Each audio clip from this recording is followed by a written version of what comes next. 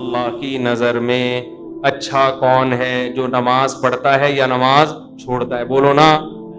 دیکھو ایک بات خوب اچھی طرح کھوپڑی میں بٹھا لو.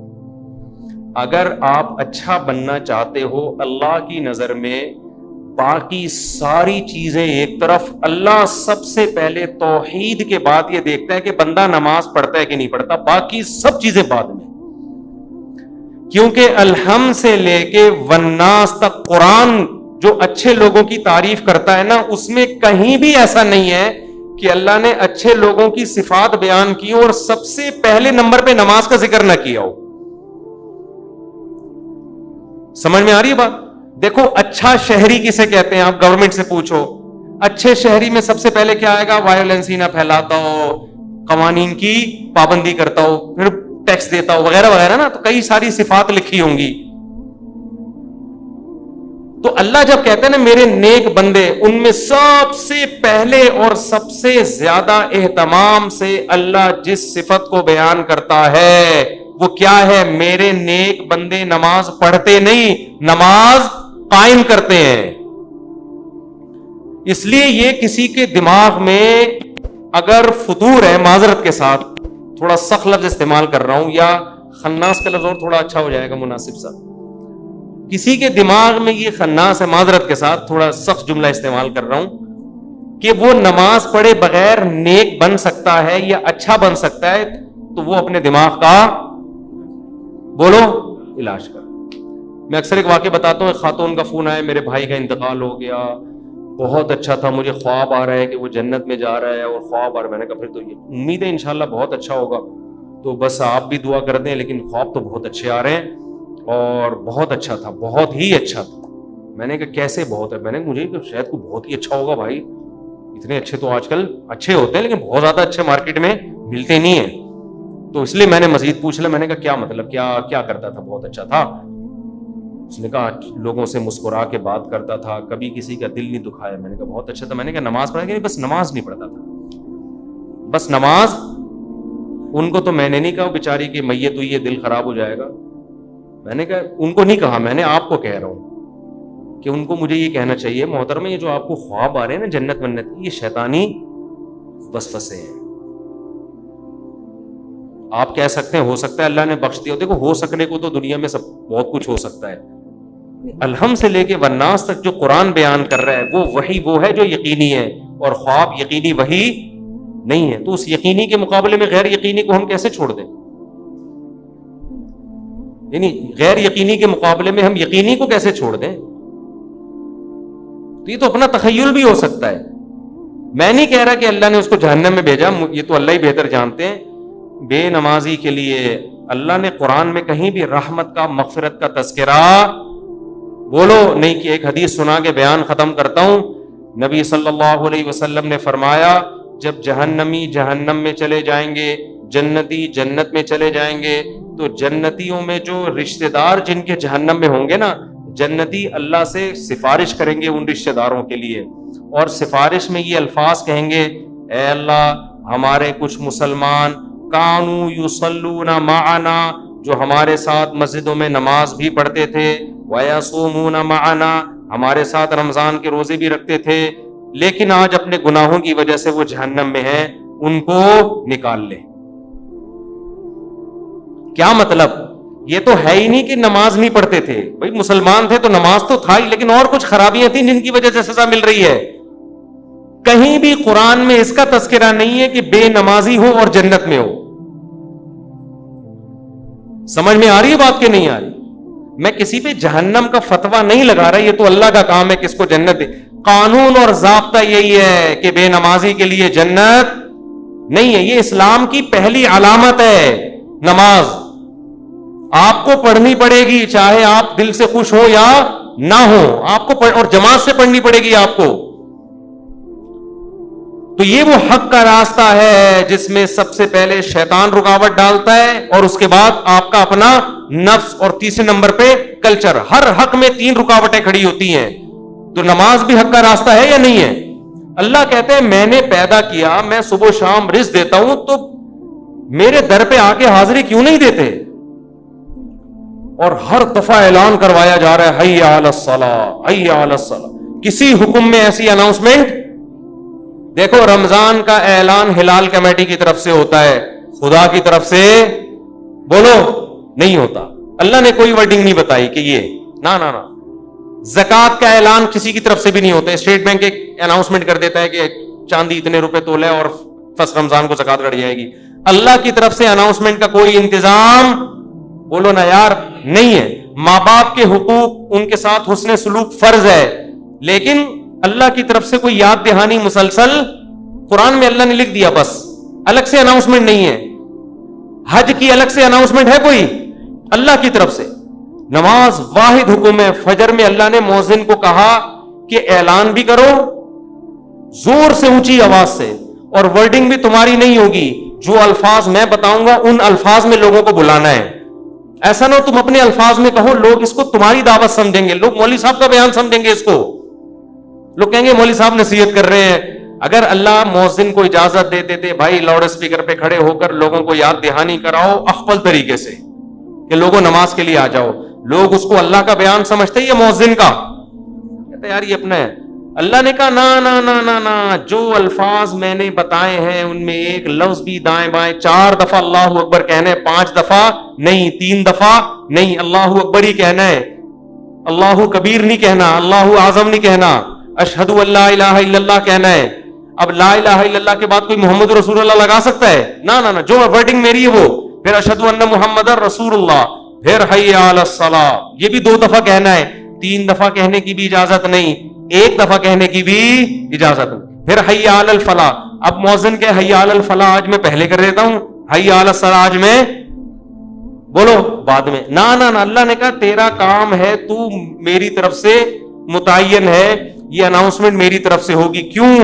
اللہ ایک ایک بات اس لیے تاکہ اللہ کی حجت اس کے بندوں پہ تمام ہو جائے. کل قیامت میں کوئی یہ نہ کہہ سکے اے اللہ نماز میری سمجھ میں نہیں آ رہی تھی. اللہ کہے گا 5 دفعہ تیرے کان میں نے اپنی کبریائی ڈلوائی اور وہ ورڈنگ تو اس کو بھول گیا تھا. یہ کیسے ہو سکتا ہے؟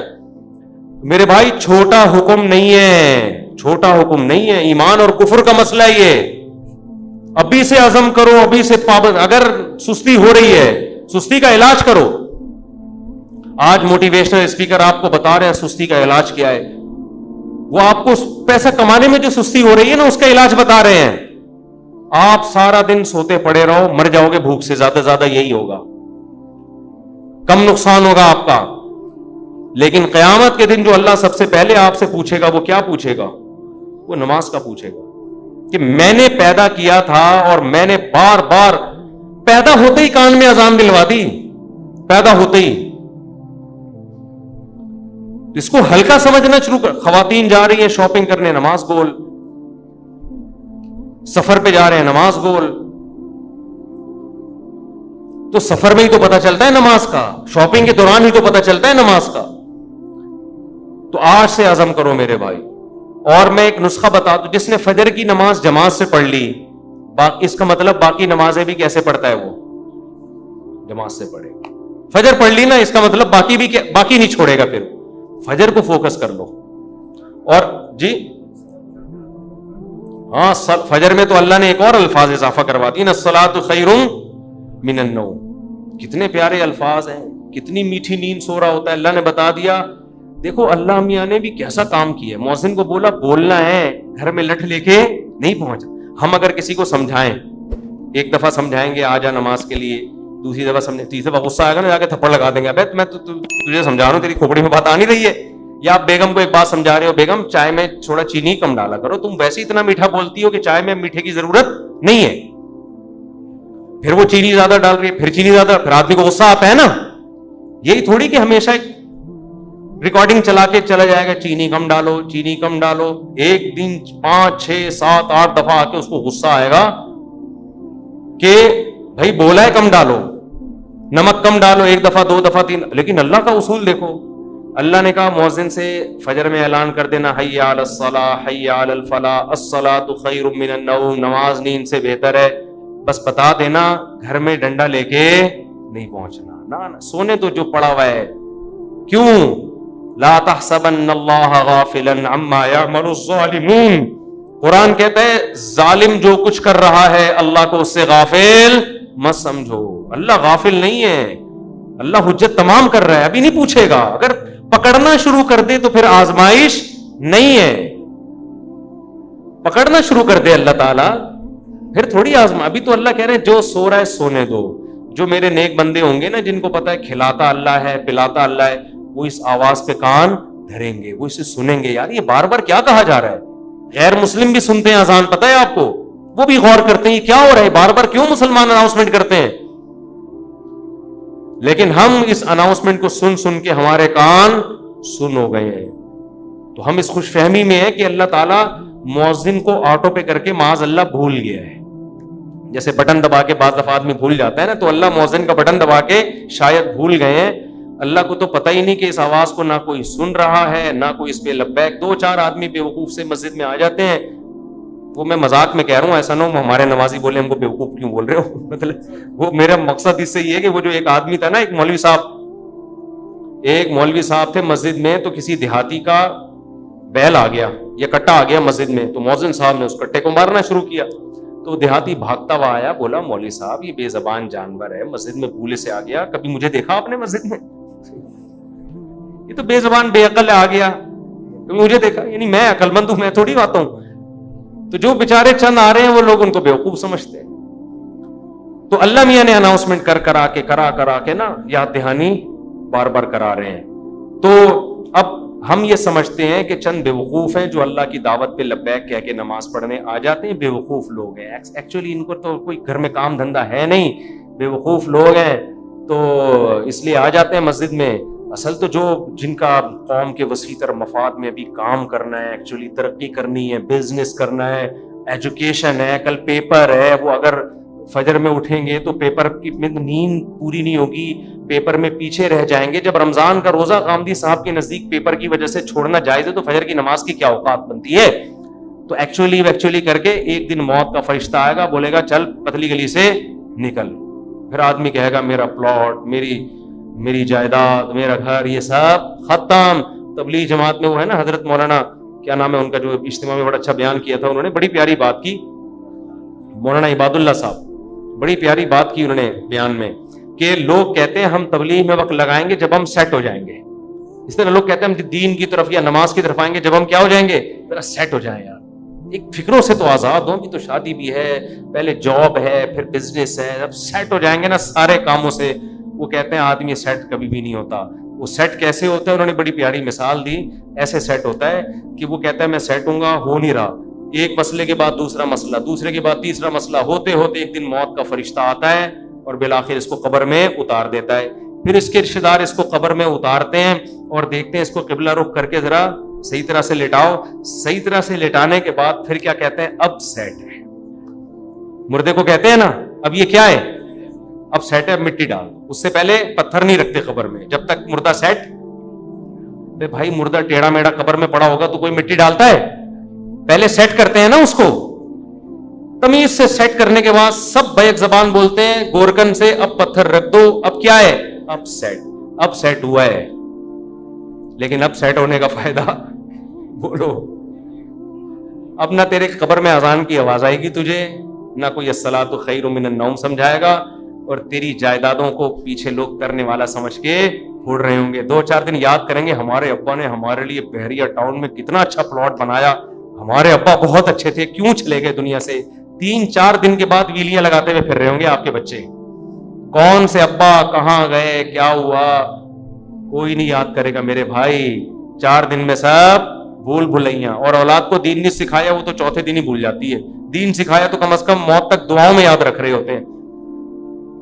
تو اس لیے انسان کا بچہ وہی ہے میرے بھائی جو انگریزوں سے دھوکے میں نہ ہو, یہ لبرل لوگوں سے دھوکے میں نہ ہو. ایک موٹیویشنل اسپیکر کی میں تقریر سن رہا تھا ابھی, کبھی کبھار میں سنتا نہیں ان کی تقریریں, کلپ سامنے آ جاتے ہیں نا, شارٹ کلپ آج کل 1-1, 2-2 منٹ کے آ رہے ہیں. تو میرے سامنے کلپ آ گیا, اس نے تقریر میں کہا کہ خدا جو ہے نا, خدا یہ ہمارا بلیو ہے, یہ کوئی ریئلٹی نہیں ہے. ریئلٹی وہ ہوتی ہے جو سائنس ثابت کرے, سائنس تو خدا کو ثابت نہیں کرتی. تو ریئلٹی پہ چلو, اپنے بلیف پہ مت چلو. میں نے کہا یہ اس کے جوابات تو میں پھر کبھی بعد میں دوں گا, یہ فضول بکواس جو کی ہے کیا مطلب ہے اس کا. اس میں کتنی سقم ہے, کتنی عیب ہے اس تقریر میں. لیکن میں نے کہا مرے گا تو یہ سارا تیرا جو تکبر ہے نا, جس نے بنایا ہے وہ پوچھے گا کہ تیرا بلیف مجھ پہ تھا کیوں نہیں.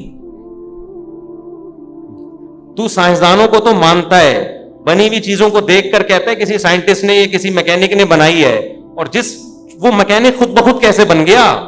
تو یہ ریئلٹی ہے جس پہ ہمارا بلیو ہے, یہ ہوائی باتوں پہ بلیو نہیں ہے.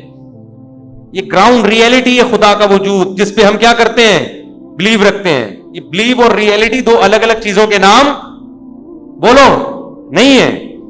تو خیر تکبر بہت ہے. آج تھوڑے سے انگلش کے 2-4 الفاظ آ جائیں, 2-4 آپ کو کچھ تھوڑا سا بولنا آ جائے تو انسان اپنی اوقات بھول جاتا ہے. اس لیے قبرستان میں جا کے دیکھا کرو کیسے مردے پڑے ہوئے. ایک دن ہم نے بھی مرنا ہے, جواب دینا ہے. اللہ ہم سے اپنے بارے میں سب سے پہلے پوچھے گا اللہ تعالیٰ ہمیں. اور آخری بات دیکھو, اگر نماز کبھی چھوٹ جائے نا جماعت سے, اپنے اوپر جرمانہ رکھو, سزا دو اپنے آپ کو.